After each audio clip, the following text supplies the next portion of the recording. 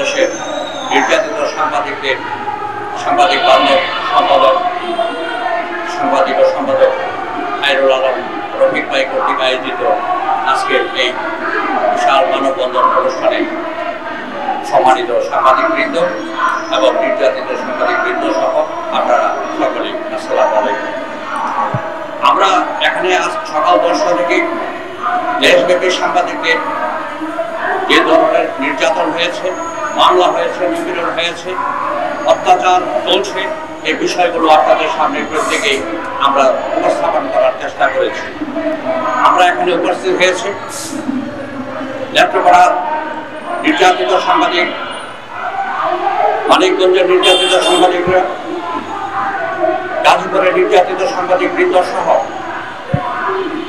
কুড়িগ্রাম জেলার টুঙ্গিবাড়ি উপজেলার নির্যাতিত সাংবাদিক আনোয়ার হোসেনের বৃদ্ধা বাবা মা ভাই বোন সহ আত্মীয় স্বজন সকলে আমরা এখানে সাংবাদিকদের নির্যাতন নিপীড়নের অনেক কথাই শুনলাম। এই নির্যাতন আর কত 54 বছরে ইতিহাসে এই সাংবাদিকদের যে ভূমিকা, সেই ভূমিকা সাংবাদিক যদি নির্যাতিত হয় তাহলে দেশ সমাজ সকল কিছু অচল হয়ে যাবে, বিকল হয়ে যাবে। সাংবাদিকতা রাষ্ট্রের চতুর্থ স্তম্ভ। আমরা এই চতুর্থ স্তম্ভ বাস্তবায়নে সারা দেশব্যাপী সাংবাদিক বৃন্দ সংঘবদ্ধভাবে ঐক্যবদ্ধভাবে টেকসই সাংগঠনিক শক্তির মাধ্যমে আমরা আমাদের কথা দেওয়ার জন্য আজকে এখানে উপস্থিত হয়েছি। সম্মানিত সাংবাদিক বৃন্দ, প্রথমেই বলি বাংলাদেশ প্রেস ক্লাব কুড়িগ্রাম জেলার টুঙ্গিবাড়ি উপজেলার একজন সাংবাদিকের যে বিষয়গুলো আপনারা শুনেছেন, আমি শুধু মূল কথাগুলো বলে আমার বক্তব্য শেষ করব। টুঙ্গিবাড়ি উপজেলার বাংলাদেশ প্রেস ক্লাব টুঙ্গিবাড়ি উপজেলার সভাপতি সাংবাদিক আনোয়ার হোসেন, সেখানে মাদক সহ অনিয়ম দুর্নীতি সহ নানাবিধ অভিযোগের প্রেক্ষাপটে তিনি সংবাদ প্রকাশ করায় স্থানীয় পুলিশ প্রশাসন এবং জেলা পুলিশের সহযোগিতায় এ পর্যন্ত যা যা শুনলাম তাদের কথায় সেই স্থানীয় পুলিশ এবং জেলা পুলিশের সহযোগিতায় একের পর এক মামলা দিয়ে 5টা মামলা এই পর্যন্ত রয়েছে এবং 3 মানুষ আনোয়ার হোসেন জেলখানায় এখনো বন্দী আছেন। প্রশ্ন হলো, একজন মানুষ যদি অপরাধ করে তার বিচার হবে, এই ব্যাপারে আমাদের কোনো দ্বিমত নেই।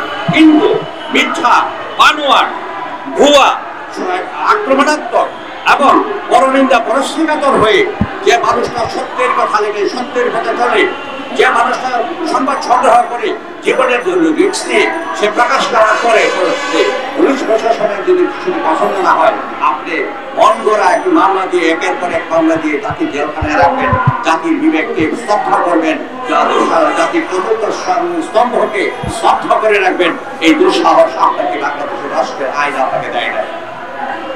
সুতরাং আমরা যে কথা বলতে চাচ্ছি, সাংবাদিক আনোয়ার হোসেনকে আজকে 20 তারিখ আগামী 7 দিনের মধ্যে নিঃশর্ত মুক্তি চাই। এই সকল ভুয়া মামলা আমরা উদ্র চাই। অন্যথায় সেই ভুরঙ্গিবাড়ি থেকে শুরু করে কুড়িগ্রাম হয়ে এই ঢাকা পর্যন্ত আমরা সর্বস্তরে এই সাংবাদিকরা এসব যেসব প্রশাসনের লোকজন অক্টোপাসের মতো আটকে থাকে, চলছে থাকে, বিড়ালের মতো যারা সুযোগ সন্ধান নিতে চায়, এই জাতীয় প্রশাসনের লোকদের বিষয়ে যা যা করার বাংলাদেশ প্রেস ক্লাব সহ সংবাদ প্রতিদিনের কাগজ সহ আমরা এই টোটাল সাংবাদিক সমাজ আমরা সেই বিষয়টি দেখব। পরবর্তীতে কথা 1 সপ্তাহ আগে মানিকগঞ্জ সদর হাসপাতালের তত্ত্বাবধায়কের কাছে সাক্ষাৎকার দিতে গিয়েছিলেন মানিকগঞ্জের সাংবাদিক বাংলাদেশ প্রেস ক্লাবের। সাক্ষাৎকার নেওয়ার 10 মিনিট পরেই সে বলে তার অফিস থেকে 1,40,000 টাকা চুরি হয়েছে। সেখানে 10 জন সাংবাদিক গিয়েছিল। সেই চুরির মামলায় এই 10 জন সাংবাদিকই জেল খাটিয়েছে। আগের দিন পুলিশ অ্যারেস্ট করেছে, পরের দিন ধন্যবাদ জানাই আইন বিভাগকে, বিচার বিভাগকে, তারা 8 জনকে জামিন দিয়েছেন। এখনো 2 জন সাংবাদিক সেই জেলখানার ভিতরে বন্দী অবস্থায় নিষ্ঠুরভাবে যে জীবনযাপন করছেন। আমরা সেই 2 জন সাংবাদিকেরও নিঃশর্ত মুক্তি চাই। একই সাথে মানিকগঞ্জের সদর হাসপাতালের তত্ত্বাবধায়ক গত 4 বছর যাবৎ আছেন, বিভিন্ন অনিয়ম দুর্নীতির সাথে জড়িত সেই মানুষটার টোটাল বিষয়গুলো আমরা উন্মোচন করবেন ইনশাআল্লাহ।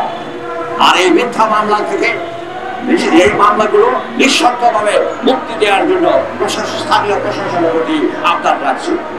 আরেকটি ঘটনা নেত্রকোনার এক কেন্দ্র উপজেলার একটি রাস্তা অনিয়ম দুর্নীতির সংবাদ প্রকাশ করায় সাংবাদিক মহিউদ্দিনকে নেত্রকোনা জেলার এডিসি এবং কেন্দুয়ার ইউনুর সামনে প্রকাশ্যে নির্মম নিষ্ঠুরভাবে তার উপরে অত্যাচার করা হয়েছে, আঘাত করা হয়েছে, আহত করা হয়েছে।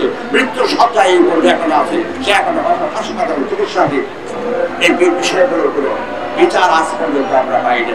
আমরা শুধু দেখে যাচ্ছি সাংবাদিকদের কাছে কোনো অস্ত্র নাই, সাংবাদিকরা কোনো রাস্তার না। জাতির বিবেক হিসাবে আপনি মানেন আর না মানেন, রাষ্ট্র কর্তৃক সাংবিধানিকভাবে স্বীকৃত এই সাংবিধানিক স্বীকৃত এই পেশার মানুষগুলোকে যারা জীবনের রিস্ক নিয়ে সকাল সন্ধ্যা 24 ঘন্টা যারা সমাজের রাষ্ট্রের সকল কিছু তথ্যগুলো জাতির সামনে উপস্থাপিত করে সমাজ পরিবর্তনে যারা নিবেদিত হয়ে ভূমিকা রাখে, সেই মানুষগুলোর পান থেকে চুল খসলে আপনি তাদেরকে নির্যাতন করেন, মিথ্যা মামলা দেন, জেল খাটান, সাংবাদিকদেরকে অসহায় মনে করেছেন। আসলে মূল বিষয়টা তাদের যত না দোষ আমাদেরও দোষ আছে। আমাদের দোষটা কি? আমরা অসংগঠিত, আমরা সংগঠিত। বাংলাদেশ প্রেস ক্লাব সারা দেশব্যাপী 700 শাখা কমিটি নিয়ে গঠিত একটি টেকসই সাংবাদিক সংগঠন। একই সাথে আমার ভাই সংবাদ প্রতিনিধির সম্পাদক রফিক ভাই গত কয়েক মাস আগে এই গাজীপুরে সাংবাদিক তহিন হত্যার যে সাংবাদিক বান্ধবের ভূমিকা রেখেছেন এবং বাংলাদেশ প্রেস ক্লাব তার সাথে একাত্মতা ভূমিকা রেখে সেই সাংবাদিক তহিন হত্যার ব্যাপারে আমরা দুই ভাই আমরা আঙুল তুলেছিলাম, বলেছিলাম 15 দিনের মধ্যে চার্জশিট দিতে হবে এবং 15 দিনের মধ্যে চার্জশিট দিয়েছে।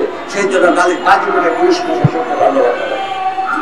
সামনে রায় হবে, মামলা উঠবে, আল্লাহ যদি বাঁচায় তার ফাঁসি হবে ইনশাআল্লাহ এবং নিরক্ষর হিসেবে আমরা এইভাবে সংঘবদ্ধভাবে আমরা বাংলাদেশের সাংবাদিক নির্যাতিত সাংবাদিকদের জন্য আমরা প্রতিবাদ করতে চাই, আইনি লড়াই চালিয়ে যাব। সেই আইনি প্রতিবাদ এবং প্রতিবাদের প্রথম দিন আজকে আমাদের অনেক ভুল ত্রুটি অনেক বিষয়গুলো থাকতে পারে, কিন্তু আজকে আমরা এই মানববন্ধনে এখানে শেষ করব। এবং আমি আজকে এই প্রশাসনের সকল স্তরের নেত্রকোনা, গাজীপুর, মানিকগঞ্জ, কুড়িগ্রামের ভুরুঙ্গিবাড়ি সহ যেসব এলাকা আরো অন্যান্য সারা দেশব্যাপী যেসব জায়গায় সাংবাদিকরা নির্যাতিত হয়েছে সেই সব স্থানীয় সাংবাদিকদের আশ্বস্ত করছি এবং প্রশাসনের প্রতি আমরা যে আলটিমেটাম দিচ্ছি আগামী 7 দিনের মধ্যে নির্যাতিত সকল সাংবাদিকদের মামলাগুলো তুলে নিন, তাদেরকে নিঃস্বার্থভাবে মুক্তি দিন। অন্যথায় আজকে 20 তারিখ, আগামী 7 দিন পর আমরা যৌথভাবে বাংলাদেশ প্রেস ক্লাব সহ প্রতিদিনের কাগজের সাংবাদিক সহ অনলাইন অ্যাসোসিয়েশনের ইউনিয়নের সকল সাংবাদিক সহ সর্বস্তরের সাংবাদিকরা আমরা সম্মিলিতভাবে একটি কর্মসূচি দেব। সুতরাং এই কথা ব্যক্ত করে আজকের এই অনুষ্ঠানের আয়োজন প্রতিদিনের কাগজের সম্পাদক, বাংলাদেশের সাংবাদিক বান্ধব সম্পাদক আমার ছোট ভাই খায়রুল আলম রফিক ভাই সহ উপস্থিত বিভিন্ন জেলা থেকে আগত বাংলাদেশ প্রেস ক্লাবের সকল দায়িত্ববান সাংবাদিক সহ আজকের এই প্রতিদিনের কাগজের সাথে সম্পৃক্ত সাংবাদিক ভাই ও বোনেরা সহ এবং আরো সভাপতি যারা ছিলেন আছেন তাদের সবাইকে শুভেচ্ছা জানিয়ে আগামী 7 দিনের মধ্যে সকল নির্যাতিত সাংবাদিকদের নিঃশর্ত মুক্তির আহ্বান রেখে আমরা 7 দিন পরে আমরা আবার কর্মসূচি ঘোষণা করে আমার এই জাতীয় প্রেস ক্লাব সহ বাংলাদেশের প্রত্যেকটি জেলা উপজেলায় আমরা কর্মসূচি ঘোষণা করার আহ্বান জানিয়ে আজকের এই মানববন্ধনের